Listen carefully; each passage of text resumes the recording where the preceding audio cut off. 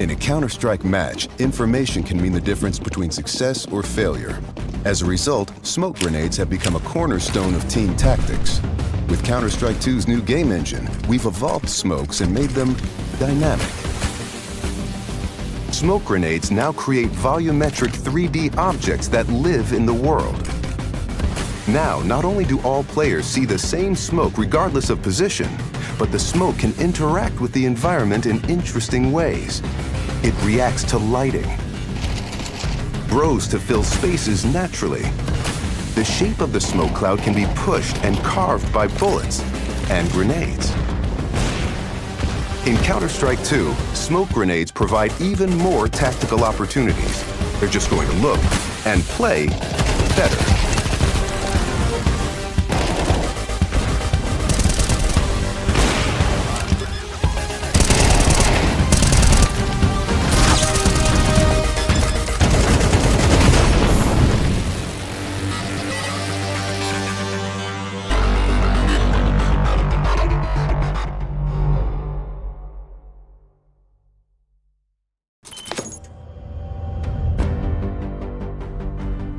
With over 20 years of history, maps are a fundamental pillar of Counter-Strike. And in Counter-Strike 2, maps are getting a new look. But don't worry, you can still bring along your countless hours honing strategies and exploiting every corner and crevice. We took 3 approaches to improving maps while retaining their rich legacy. First, there are touchstone maps. Classic maps with solid foundations that players can use to evaluate gameplay changes from CSGO to Counter-Strike 2. These have improvements to lighting and character read, but otherwise haven't been changed. Next, we have upgrades. These are maps that use new Source 2 lighting, including a physically based rendering system that produces realistic materials, lighting, and reflections. And finally, overhauls. The oldest maps have been fully rebuilt from the ground up, leveraging all of the Source 2 tools and rendering features. These tools will be available for community map makers to make it easier to build, experiment, and iterate.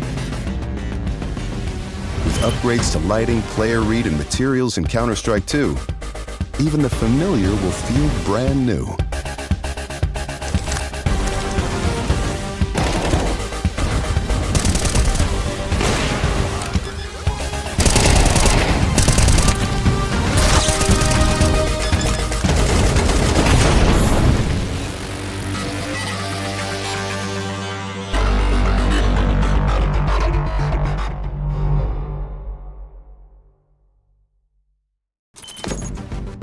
Counter-Strike is known for its visceral and satisfying gunplay.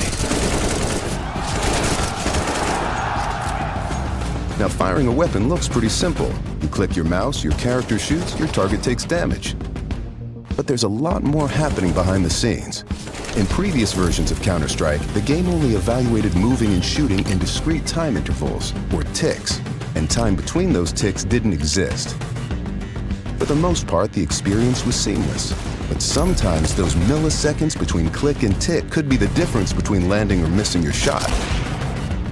That's why with Counter-Strike 2, we're introducing sub-tick updates. Now the tick rate no longer matters for moving and shooting, so the server will know the exact moment you fired your shot, jumped your jump, or peeked your peek, and the server will calculate your precise actions between ticks. So what you see is what you get.